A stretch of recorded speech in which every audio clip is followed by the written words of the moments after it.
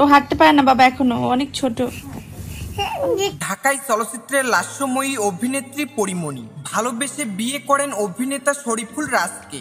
যদিও সে সংসার বেশি দিন টেকেনি, তবে বিচ্ছেদের পর এখন ছেলে পূর্ণকে নিয়ে নিজের মতো করে জীবনযাপন করছেন এ অভিনেত্রী। সব ব্যস্ততাও তাকে ঘিরে। এদিকে গণমাধ্যম আনন্দবাজারে একটি প্রতিবেদন লিখেছেন চিত্রনায়িকা পরীমণি। এতে তিনি জানিয়েছেন ছেলে পূর্ণর পর এবার মেয়ের মা হয়েছেন তিনি। পরীমণি লিখেছেন, আমার মেয়ে এলো ঘরে, আমার মেয়ে সাফিয়া সুলতানা প্রিয়ম, এই নামেই বিশ্ব চিনবে ওকে। ছেলের পরে মেয়ে, কি যে আনন্দ। পৃথিবীতে আসার 6 দিন হলো ওর। আমার ঘরে ছেলের পাশে আলো হয়ে আছে। আমি ওকে দত্তক নিয়েছি। নিয়ম মেনে সই করার সময় মনে হলো আল্লাহ আবার আমার জন্য কিছু করলেন। জীবনে কোনোদিন কিছু নিয়ম অনুযায়ী বা পরিকল্পনা করে করিনি আমি, তাই আল্লাহ আমার জন্য যা চেয়েছেন তাই মাথা পেতে নিয়েছি। ও পরীর মতোই আমার কোলে চলে এলো। কোলে যখন নিই মনে হয় আমার নাভি কেটেই ও এসেছে। ওর ছবি এখন দিচ্ছি না, কেউ রাগ করবেন না, মা তো আর কিছুদিন যাক।